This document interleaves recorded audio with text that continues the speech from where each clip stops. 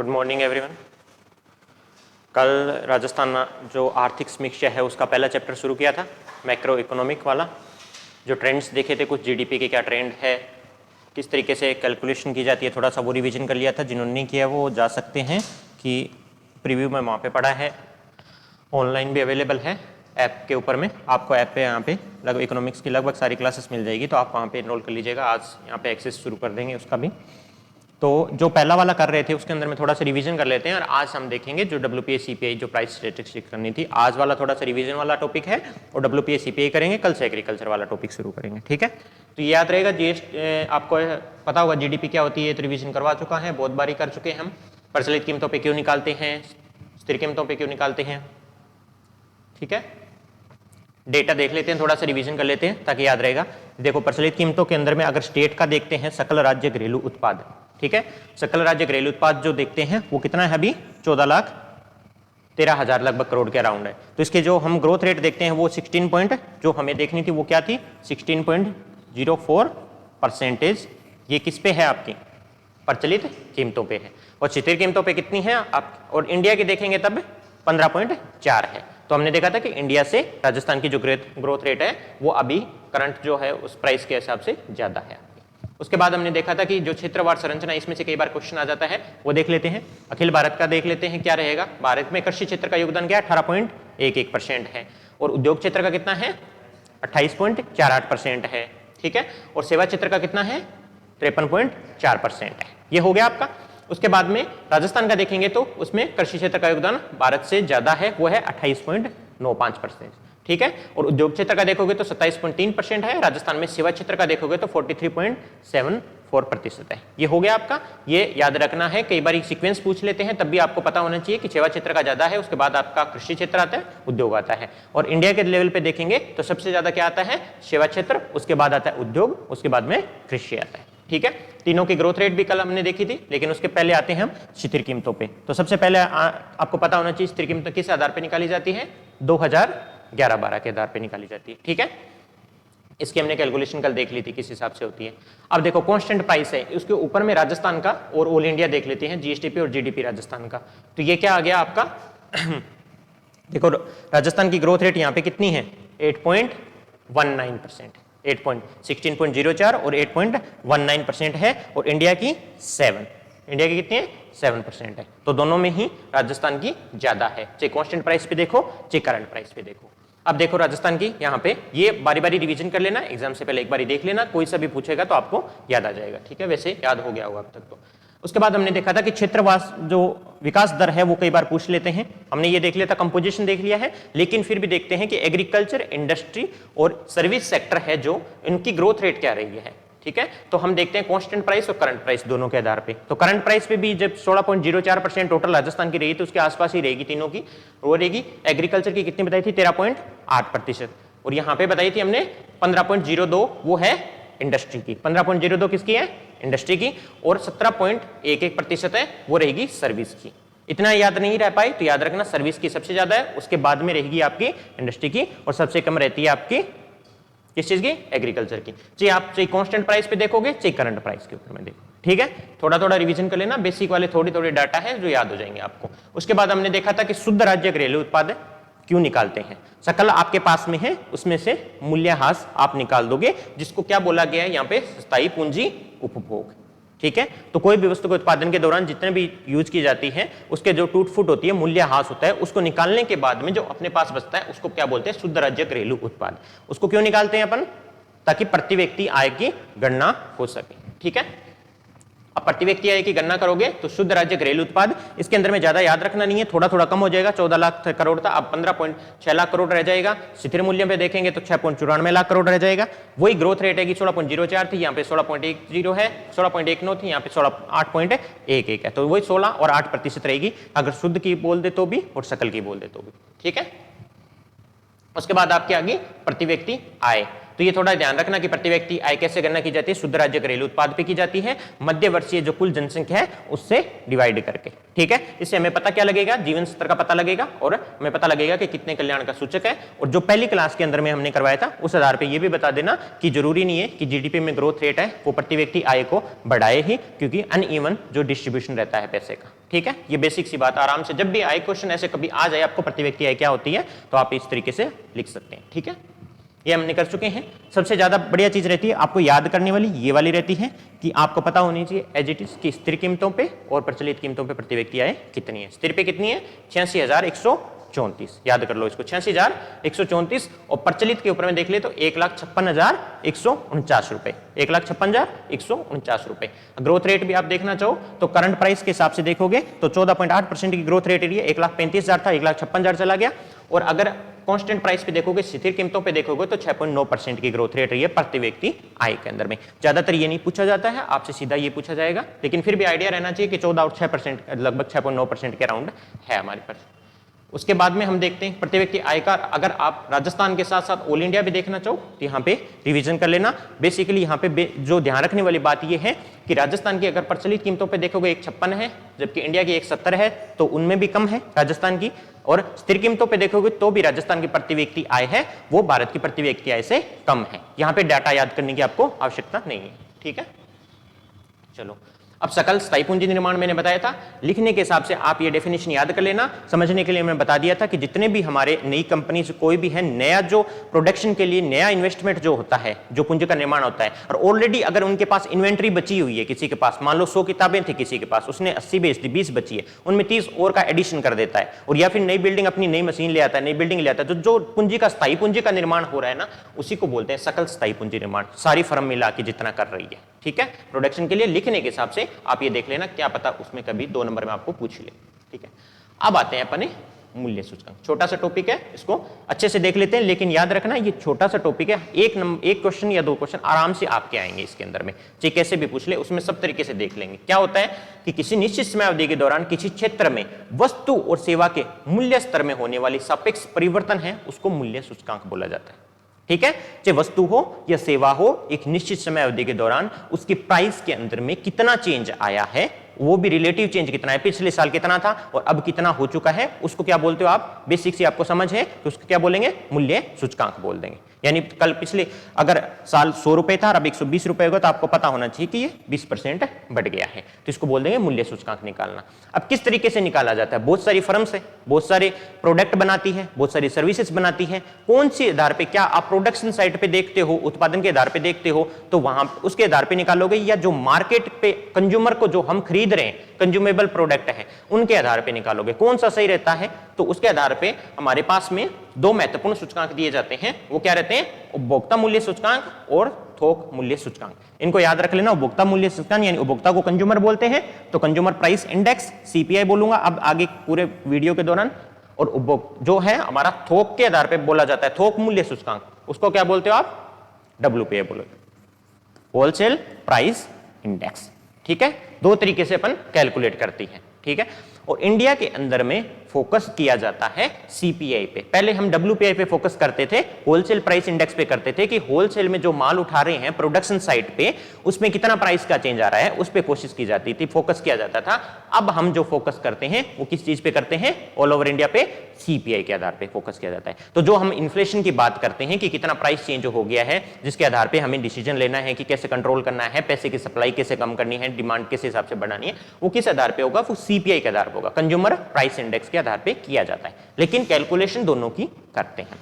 उसके पहले जब शुरू करें उससे पहले मैं बता दूं कि जो डब्ल्यूपीआई है आपको पता होगा, होलसेल और रिटेल कंज्यूमर में पास आता है, रिटेल में तो कोई दिक्कत नहीं है, होलसेल किसको बोलते हैं, रिटेल किसको बोलते हैं, सिंपल सा है, एक बंदा प्रोड्यूस करता है या बहुत सारी फर्म प्रोड्यूस करते हैं, उससे डायरेक्ट अपने पास तो सेंड करेगा नहीं, वो कोई एक होगा, बहुत सारी लोग होंगे जो वहां पे होलसेल में उससे सामान खरीदेंगे, या बहुत सारी छोटी कंपनीज होगी जो बड़ी कंपनीज का जो प्रोडक्ट है वो खरीद लेगी, तो वो होलसेल में रख लेंगे। अब ये एक होलसेल से दूसरे होलसेल के पास जा सकता है, हो सकता है एक ही खुद जो थोक में वहां से चीजें खरीद ले, वो छोटी छोटी दुकानों के पास बेची जाती है, उनको क्या बोलते हैं, जहां से कंज्यूमर खरीदता है उनको क्या बोलते हो, रिटेल बोलते हो, है ना, रिटेल बोलते हैं, खुदरा मूल्य है ये, यहां से अपने डायरेक्ट खरीदते हैं, जैसे किराना की दुकान से सामान खरीदा, तो जो कंज्यूमर अपने खरीद रहे हैं यहां पे। अब देखो ये जो प्रोड्यूसर है यहां से होलसेल में थोक में सामान खरीदेगा, ये इसको थोड़ा सस्ता पड़ेगा, फिर ये अपना मूल्य रखेगा, जितना प्रॉफिट है, जितना इसको यहां पे मैनेज करने में, किराया में, वही 4 चीजें काम आएगी आपकी, प्रोडक्शन वाली जो 4 ही चीज आएंगी, इसके पास भूमि है तो ये किराया देगा उसका, जितने लोग मैनेज कर रहे हैं उनको सैलरी देगा, फिर अपना जो पैसा है आगे ऐसे तो फ्री में तो काम करेगा नहीं, कुछ पैसा अपने पास रखेगा, तो ये सारी चीजें वैल्यू एड करके और और ये रिटेल में किराना वाले को देगा। फिर किराना वाला भी वही सेम चीज करेगा, अपने किराया निकालेगा, उसके बाद अपने जितने लोग हैं उनको सैलरी देगा, अपना प्रॉफिट निकालेगा और वो चीज कंज्यूमर को बेचेगा। तो यहां तक आते आते प्राइस का हर एक स्टेज पे चेंजेस आ रहे हैं। तो जो यहाँ पे प्रोडक्शन साइट पे, प्रोडक्शन यानी उत्पादन के आधार पे जो होलसेल में जो हमें डायरेक्ट यहां से माल मिल रहा है उसके आधार पे गणना करते हैं, तो क्या हो जाएगा वो WPI। और जो रिटेल में जो हम खरीद रहे हैं उसके आधार पे गणना करेंगे तो क्या हो जाएगा कंज्यूमर प्राइस इंडेक्स, यानी जो डायरेक्ट कंज्यूमर को कितना प्राइस अफेक्ट कर रहा है उसके आधार पे कर देंगे CPI। नेशनल लेवल पे जो WPI है वो department of promotion of industry and internal trade DPIIT है वो जनरली जारी करता है। यानी अगर मोटे तौर पे देखो मिनिस्ट्री देखो तो कॉमर्स मिनिस्ट्री जारी करती है, ठीक है, कॉमर्स मिनिस्ट्री जारी करती है। उसमें अंदर में डिपार्टमेंट है for promotion of industry and internal trade, यानी अंदर की इंडस्ट्री के लिए जो डिपार्टमेंट बना है और आंतरिक जो व्यापार होता है उसके लिए जो डिपार्टमेंट बना है वो जनरली WPI को देखता है। अब जो WPI को देखेगा तो राजस्थान से डाटा मांगेगा, तो कैसे मांगेगा? राजस्थान से डाटा जो खुदरा है, जो रिटेल वाला है और थोक के होलसेल के आधार पे दोनों डाटा तैयार करने का काम किसका रहता है? राजस्थान के अंदर में कौन डाटा देगा? आर्थिक और सांख्यिकी विभाग जो इकोनॉमिक सर्वे जारी करता है। तो अगर आपसे यह पूछा जाए कि इकोनॉमिक सर्वे कौन जारी करता है, क्या बोलोगे आप? कौन सा डिपार्टमेंट जारी करता है? आर्थिक और सांख्यिकी विभाग। ऐसे याद कर लेना क्योंकि इकोनॉमी का काम है तो आर्थिक तो विभाग आएगा ही, और डाटा बहुत ज्यादा है तो सांख्यिकी विभाग क्या करता है? उन डाटा का कलेक्शन करता है। तो आर्थिक और सांख्यिकी विभाग है वो पूरा इकोनॉमिक सर्वे जो जारी करता है वो ही यहाँ पे डाटा किसका देगा? WPI का डाटा दिया जाएगा। तो यहां से सेंटर से, यहां से राजस्थान से कलेक्ट करके डाटा देने का काम किसका रहता है? आर्थिक और सांख्यिकी विभाग का। WPI नेशनल लेवल पे कौन करता है? कौन सी मिनिस्ट्री करती है? कॉमर्स मिनिस्ट्री करती है, मिनिस्ट्री ऑफ कॉमर्स करेगी। और उसके अंदर में कौन सा डिपार्टमेंट है? Department of promotion of industry and internal trade, यानी इंडस्ट्री को और जो आंतरिक व्यापार है, इंटरनल ट्रेड है, उसको प्रमोशन करने के लिए जो डिपार्टमेंट बनाया गया है वो इस चीज को देखता है। ये भी सेल्स को वो क्यों देखा गया? क्योंकि इंडस्ट्री को प्रमोट करना है, इंटरनल ट्रेड को प्रमोट करना है। तो जहां से अपना प्रोडक्ट आ रहा है, प्रोडक्शन साइड से जहां से होलसेल के पास आ रहा है, वही चीजें हमें WPI में कैलकुलेट करनी है। तो सारा काम कहां पे पड़ता है? इंडस्ट्री का पड़ता है, तो वो इंडस्ट्री डिपार्टमेंट को दे दिया गया। हाँ, CPI है, उसके अंदर में 2-3 तरीके के हम कैलकुलेशन करती है इंडेक्स, वो आगे साथ साथ में देख लेंगे। उसमें एक लेबर ब्यूरो शिमला करता है कैलकुलेशन, एक करता है अपना CSO जो सेंट्रल स्टैटिस्टिक्स ऑफिस होता है नेशनल लेवल पे, CSO करता है। तो उसकी चीज को हम जैसे आएगा CPI आएगा उसके साथ में हम देख लेंगे कि 4 जो इंडेक्स है उसमें कौन सी की गणना CSO करता है, कौन सी की लेबर ब्यूरो शिमला करता है। यह आपसे डायरेक्ट पूछा जा सकता है क्वेश्चन। तो एक क्वेश्चन तो क्लियर हो गया आपका। राजस्थान में पूछ ले तो कौन करेगा? आर्थिक सांख्यिकी विभाग करेगा। नेशनल लेवल पे पूछ ले तो मिनिस्ट्री ऑफ कॉमर्स करेगी, उसके अंदर department of promotion of industry and internal trade करेगा। ठीक है, इस आधार पे आपको पता लग गया। अब देखो यहां पे मैंने मूल्य सूचकांक है ये, तो अब शुरू करते हैं अपने कौन से थोक मूल्य सूचकांक। WPI छोटा है उसको हम पहले देख लेते हैं। सबसे पहले जहां से प्रोड्यूस होके अपने पास माल आया है, जिस होलसेल में जिसने थोक में खरीदा है, उसके प्राइस कैसे चेंज हो रही है, कैसे आप कैलकुलेट करोगे उसको चेक कर लेते हैं। सबसे पहला आता है, सबसे पहला क्वेश्चन क्या आएगा आपका? सबसे पहला क्वेश्चन सारे इंडेक्स के अंदर में ये पूछा जाता है कि बेस ईयर क्या मानते हो, क्योंकि आपको प्राइस का चेंज देखना है। अब प्राइस का चेंज पिछले साल से तो देख नहीं सकते हो, थोड़ा आपको गैप लेना पड़ेगा। अब ये क्या, हर एक के अंदर में अलग अलग है। CPI का बेस ईयर आपका अलग रहेगा, WPI का बेस ईयर अलग रहेगा। बेस ईयर समझ में आएगा, जैसे GDP की कैलकुलेशन करते हैं वैसे ही WPI का बेस ईयर है, यानी जहां से प्राइस का चेंज देखते हो कि यानी मान के चलते हैं कि वहां पे 100 है इंडेक्स इसका, यानी सारी वस्तुएं मिला के जो एक बास्केट बनाई है हमने, कितनी 200 वस्तुएं लेके एक सैंपल साइज लोगे, सारी वस्तुएं तो कैलकुलेट कर नहीं सकते हो। तो जो हमने 200 का या 300 का जो सैंपल साइज बनाया बास्केट की, उसका जो टोटल वैल्यू है वो हमने बोला है कि 1999-2000 में हमारे पास में 100 रुपए थी। अब देखते हैं कि उसकी वैल्यू कितनी होगी, 400 रुपए होगी कि 500 रुपए होगी। तो हमें पता लग जाएगा कि इनके प्राइस में, जो थोक में हम चीजें खरीद रही हैं, उनके प्राइस में कितना चेंज आया। ठीक है, तो जो आपने WPI का बेस ईयर बोल दिया जाए तो कितना रहेगा आपका? राजस्थान का WPI का बेस ईयर 1999-2000। लेकिन ये इंडिया का अलग रहेगा। इंडिया वाला जब इंडियन इकोनॉमी करेंगे तब मैं करवा दूंगा दोबारा, क्योंकि ये हमें WPI समझाने की जरूरत नहीं पड़ेगी। उस टाइम हमें देखेंगे कि बेस ईयर क्या है। अभी बता देता हूं 2011-12 है आपका। ठीक है, उस टाइम और कर लेंगे। इंडिया तो क्या करता है, इंडिया लेवल पे करते हैं तो 2011-12 के जितने प्राइस थे उसके अकॉर्डिंग चेंज करते हैं। ठीक है, राजस्थान के अंदर में जो डाटा कलेक्ट किया जाता है किसके रिस्पेक्ट में किया जाता है? 1999-2000। तो पहला क्वेश्चन आपसे हमेशा पूछा जाएगा कि बेस ईयर क्या है WPI का राजस्थान के अंदर में? 1999-2000 है आपका। ठीक है, शायद ये 2005 में चेंज किया था, उससे पहले 56-57 था, बहुत पुराना था, तो उसको थोड़ा नजदीक लाया गया था 1999 2000, उसके बाद अब तक चेंज हुआ नहीं है। अब देखो उसमें होता क्या थोक मूल्य में, थोक मूल्य सूचकांक सभी व्यापार और लेन देन में वस्तुओं की कीमतों में उतार चढ़ाव का संकेतक है। वो मैं बता चुका हूं आपको, समझा चुका हूं क्या है कि सारा व्यापार जो हो रहा है और लेन देन हो रहा है, इंटरनल जो ट्रेड हो रहा है, उसके अंदर में कीमत है, उनकी वस्तु की कीमत है, उनमें उतार चढ़ाव का संकेतक है। इससे हमें फायदा क्या होगा, डब्ल्यूपीए कैलकुलेट करेंगे तो डब्ल्यूपीए थोक मूल्य सूचकांक सरकार द्वारा आर्थिक नीति के निर्माण में एक महत्वपूर्ण निर्धारक के रूप में कार्य करता है।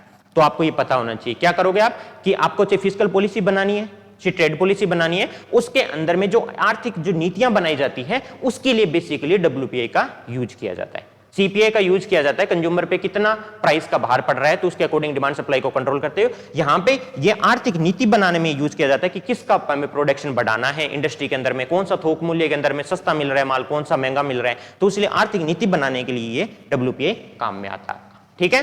तीसरा क्या है, ये वस्तु के विभिन्न समूहों के सापेक्ष कीमतों में परिवर्तन की निगरानी में मदद करता है। मैं बता ही चुका हूं कि सारी जो सापेक्ष कीमत है, रिलेटिव जो प्राइस देखा जाता है कि कितना एक यूनिट है जो किसी चीज की प्रोडक्शन हुआ है, दूसरी कोई वस्तु है, तो उनमें भी आपस में कितना प्राइस चेंज हो रहा है, इसके लिए देखा जाता है। तो डब्ल्यूपीए देख लिया, बेस ईयर देख लो, और पॉलिसी फॉर्मेशन में काम आता है डब्ल्यूपीए। ठीक है। अब देखते हैं राजस्थान में। राजस्थान सरकार द्वारा थोक मूल्य सूचकांक को मासिक आधार पर जारी किया जाता है। आपसे लाइन सीधी पूछी जा सकती है, तो आपको पता होना चाहिए कैसे करोगे, हर मंथ डब्ल्यूपीआई की कैलकुलेशन की जाती है। अब डब्ल्यूपीआई की कैलकुलेशन करोगे कैसे, डब्ल्यूपीआई की कैलकुलेशन के अंदर में तो होलसेल के अंदर में तो बहुत सारा सामान आता है, तो उसके लिए 3 कैटेगरी बना दी गई है। कौन सी कैटेगरी, टोटल कितनी वस्तु लेंगे हम, ये याद होना चाहिए आपके पास में, 154 वस्तुएं लेंगे डब्ल्यूपीआई की कैलकुलेशन में। कितने लेंगे, 154 वस्तुएं लेंगे। उसके अंदर में 75 तो प्राथमिक समूह की वस्तुएं मानी जाएगी। उन्होंने 3 कैटेगरी बना दी कि नॉर्मल प्राइमरी आर्टिकल है वो उसकी 75 ले लेंगे, जैसे नॉर्मल जो हम यूज करते हैं कंज्यूमर में लाइफ में। 69 है वो विनिर्मित उत्पाद जो मैन्युफैक्चरिंग प्रोडक्ट होते हैं उनके हिसाब से किया जाएगा, और 10 है वो ईंधन, शक्ति प्रकाश और उपस्नय की यानी फ्यूल वाली चीजें यूज किया जाएगा। तो मैं बता देता हूं, आपको कंफ्यूज नहीं होना है। सबसे ज्यादा प्राइमरी आर्टिकल, सिंपल याद रखो, उसके अंदर में कोई नहीं पूछा जाएगा कि प्राइमरी वस्तु समूह क्या होता है, क्या होता है, कोई नहीं पूछेगा। जो प्राइमरी आर्टिकल है, प्राइमरी वस्तु समूह है, उसमें कितना जाएगा, 75। मैन्युफैक्चरिंग प्रोडक्ट जो होते हैं, ये देखो 69 फ्रॉम मैन्युफैक्चर्ड प्रोडक्ट होते हैं, ग्रुप होते हैं, जितना भी मैन्युफैक्चरिंग प्रोडक्ट ग्रुप यूज किया जाता है वहां पे विनिर्मित उत्पाद समूह होते हैं, उसमें से कितना आता है आपसे डायरेक्ट पूछा जाएगा, वो क्या रहेगा, 69। सीधा पूछ सकते हैं ये, या तो पूछ सकते हैं कितने उत्पाद के आधार पर डब्ल्यूपीए किया जाता है, तो 154, 195 ऐसे दिया जाएगा, तो 154 याद होना चाहिए। कई बार ये इसमें अंदर भी डिटेल में जाके पूछ सकते हैं कि प्राथमिक समूह कितना होता है, तो आपके पास पता होना चाहिए 75 वस्तुएं उसमें से प्राथमिक समूह की आती है। मैन्युफैक्चरिंग विनिर्मित उत्पाद समूह की आती है 69, और फ्यूल जो है उसकी कितनी आती है अपने पास, 10 है ना। फ्यूल कौन सा आएगा, जो ईंधन के हिसाब से हो गया, पावर जो हमें इलेक्ट्रिसिटी मिलती है उसके आधार पे हो गया। तो ये जो वस्तुएं इनका भी तो उत्पादन होता ही है कहीं से, तो जैसे ये बल्ब हो गया, तो ये क्या हो गया, इसी अंदर में ईंधन के अंदर में डाल सकते हैं ये। तो ये आपके पास में शक्ति, प्रकाश, ईंधन, उपस्नय, लुब्रिकेंट हो गए। तो ये कुछ एक समूह बना दिया। फ्यूल आप याद रखो बेसिकली कि मोटा मोटा जो हम यूज करते हैं, ठीक है, उसके 10 प्रोडक्ट है वो यूज कर लिए, और इनकी एक बास्केट बना दी, इसमें आगे 154 वस्तुएं। अब इनका प्राइस 1999 2000 से कैसे चेंज हो रहा है उसको हम कैलकुलेट करते हैं। लेकिन इसके अंदर में एक चीज और आएगी आपकी। अब बताओ कि अगर मेरे पास तीनों का एक एक अगर यूनिट होती, अगर सबका एक एक यूनिट ही होती, ट्रेड के आधार पे बता रहा हूं, किसकी भी एक यूनिट बिक रही है, प्राइमरी की भी, मैन्युफैक्चरिंग की भी एक यूनिट बिक रही है, और फ्यूल की भी एक यूनिट बिक रही है, तब तो मैं सीधा एक एक करके जोड़ देता। लेकिन सोचो कि अगर ट्रेड, टोटल जो ट्रेड देखें 100 यूनिट बिकने के अंदर में मैन्युफैक्चरिंग प्रोडक्ट ज्यादा बिक रहे हैं, फ्यूल वाले ज्यादा बेच रहे हैं, प्राइमरी आर्टिकल का भाग कम है, तो प्राइस चेंज को ज्यादा प्रभावित कौन करेगा, प्राइस चेंज किसका ज्यादा प्रभावित करेगा, पूरे प्राइस अगर डब्ल्यूपीआई इंडेक्स निकालेंगे तो मैन्युफैक्चरिंग प्रोडक्ट करेंगे, क्योंकि उसकी संख्या ज्यादा है, उसका ट्रेड ज्यादा हो रहा है। तो किसका कितना ट्रेड हो रहा है इसके आधार पे इनको एक भारांश निर्धारित किया जाता है, वेट दिया जाता है आपको, ठीक है।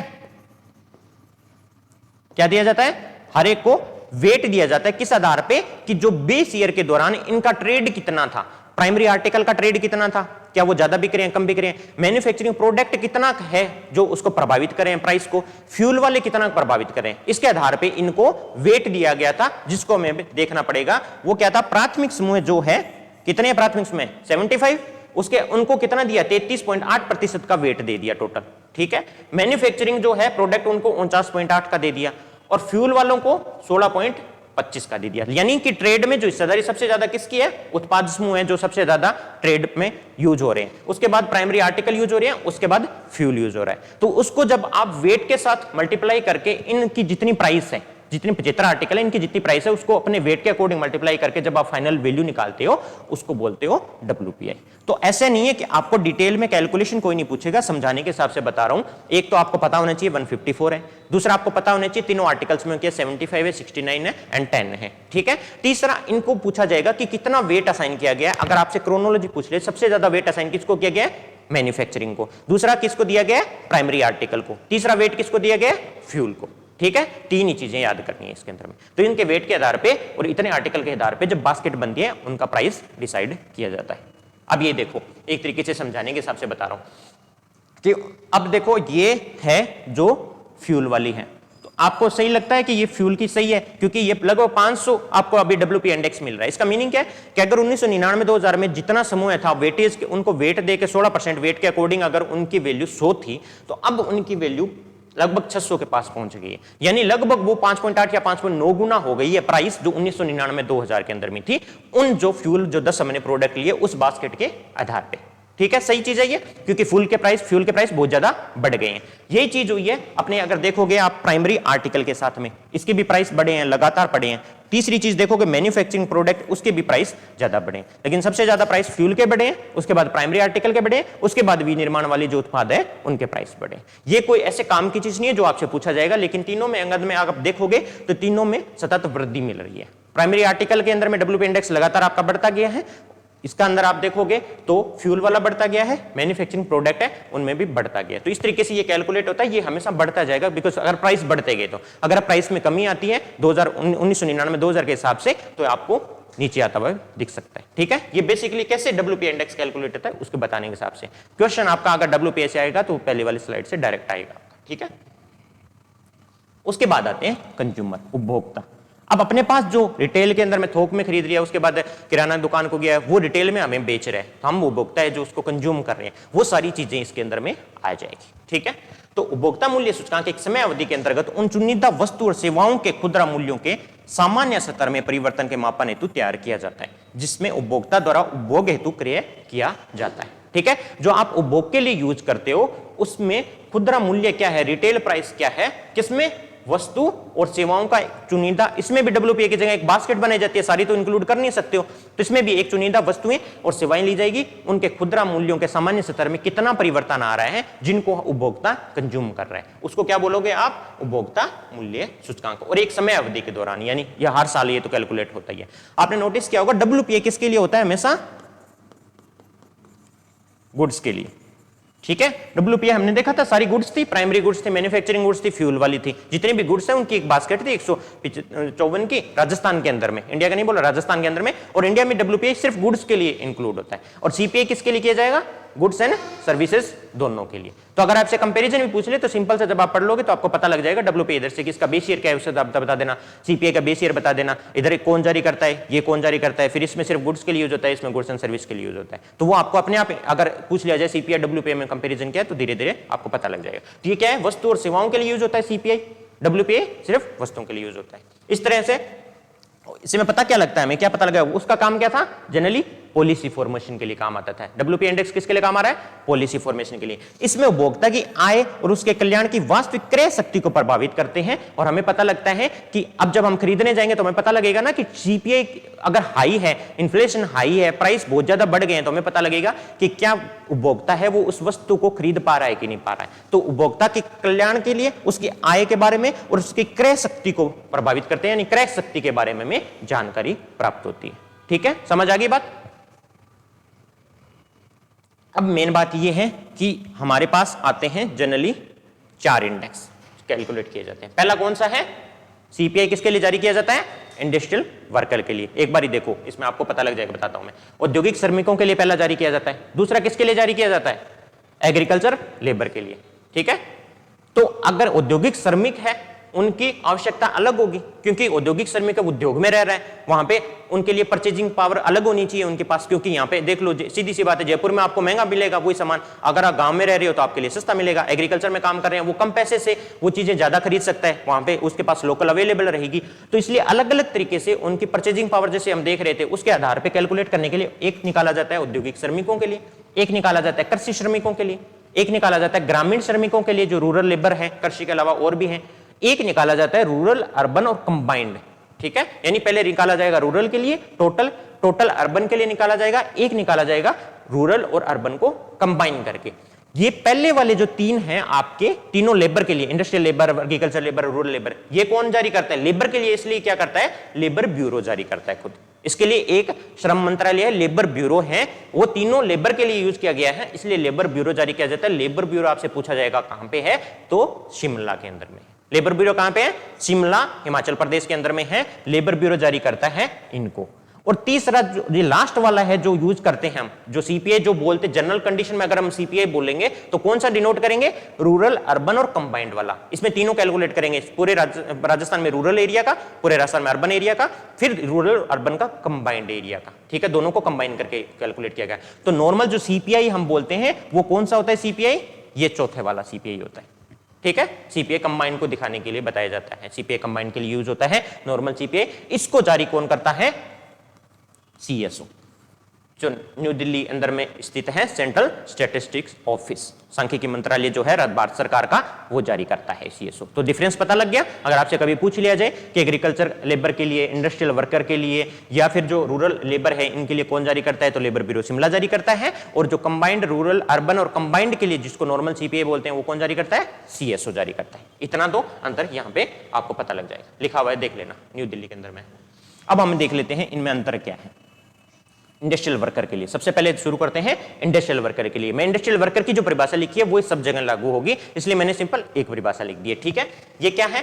औद्योगिक श्रमिकों के लिए उपभोक्ता मूल्य सूचकांक किसी भी देश में औसत औद्योगिक मजदूर परिवार द्वारा, ठीक है, परिवार द्वारा उपभोग की जा रही वस्तु और सेवाओं की स्थायी बास्केट के खुदरा मूल्य में होने वाले सामयिक परिवर्तनों को मापने का महत्वपूर्ण कारक है। समझ गए आप कि एक इंडस्ट्रियल वर्कर है, उसको कोई वस्तु लेनी है या कोई सेवा लेनी है, तो उसके दौरान उसमें जो खुदरा मूल्य जितना भी लग रहा है उसमें कितना समय के साथ परिवर्तन आ रहा है उसको मापना है, तो वो इंडस्ट्रियल वर्कर हो जाएगा। इसी हिसाब से अगर आपको एग्रीकल्चर लेबर हो जाएगा तो क्या बोल दोगे यहाँ पे इसको हटा के उपभोक्ता मूल्य किसी भी देश में औद्योगिक मजदूर की जगह क्या कर दोगे? कृषि मजदूर द्वारा कितने अपनी वस्तु और सेवाओं का जो यूज कर रहे हैं उसमें कितना हमें पैसा देना पड़ रहा है, उसमें समय के साथ कितना परिवर्तन आया है, वो हो जाएगा आपका एग्रीकल्चर लेबर। ठीक है, तो आपको पता लग गया, परिभाषा ये सेम ही रहेगी।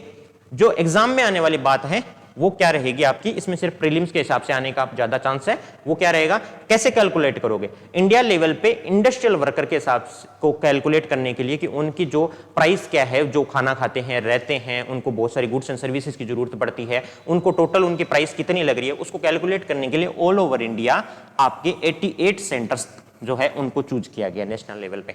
88 इंडस्ट्रियल सेंटर है, इंडस्ट्री सेंटर होते हैं जहां पे मजदूर काम करते हैं, उनको इंडस्ट्रियल वर्कर बोलते हैं। तो 88 ऐसे इंडस्ट्रियल सेंटर है जिनको ऑल ओवर इंडिया में चूज किया गया। समझ गए? उसमें राजस्थान के अंदर में कौन से हैं, जो क्वेश्चन आएगा एग्जाम में वो है 3 सेंटर। राजस्थान में से 88 है टोटल ओवर इंडिया, राजस्थान में कितने हैं? 3 है, याद कर लो। ठीक है, 3 है, वो कौन कौन से हैं? अलवर, भीलवाड़ा और जयपुर। अलवर में अलवर इंडस्ट्रियल सेंटर से डाटा लेंगे, भीलवाड़ा से लेंगे और जयपुर से लेंगे। 3 जगह से डाटा कलेक्ट करेंगे। ऑल ओवर इंडिया 88 सेंटर है जिनसे डाटा कलेक्ट किया जाता है और उसके बाद में देखा जाता है कि उनकी प्राइस के अंदर में रिलेटिव चेंज क्या है, क्योंकि सारे इंडस्ट्रियल सेंटर आप कवर नहीं कर सकते हो, इसमें भी एक सैंपल लेना पड़ेगा। तो ऑल ओवर इंडिया 88 है, उसमें राजस्थान के 3 है, वो है अलवर, भीलवाड़ा, जयपुर। डाउट मत करना कहीं पे अगर बाई चांस किसी ने पुराना डाटा लिखा हो, अलवर आया है नया, सितंबर 2022 में इंक्लूड किया गया। किसकी जगह? अजमेर की जगह।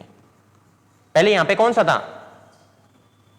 ठीक है, तो अलवर, उसकी जगह अजमेर को हटा के क्या कर दिया गया? अलवर। तो आपको तीसरी चीज जो इंपॉर्टेंट है वो मैंने बदले बताया था, कौन सा है? आधार वर्ष। आधार वर्ष किसके आधार से? डब्ल्यूपीआई के क्या था 1999 2000, इंडस्ट्रियल वर्कर का आधार वर्ष क्या है? 2016। वो भी हाल ही में चेंज किया गया था, तो याद कर लो 2016 इसका आधार वर्ष है।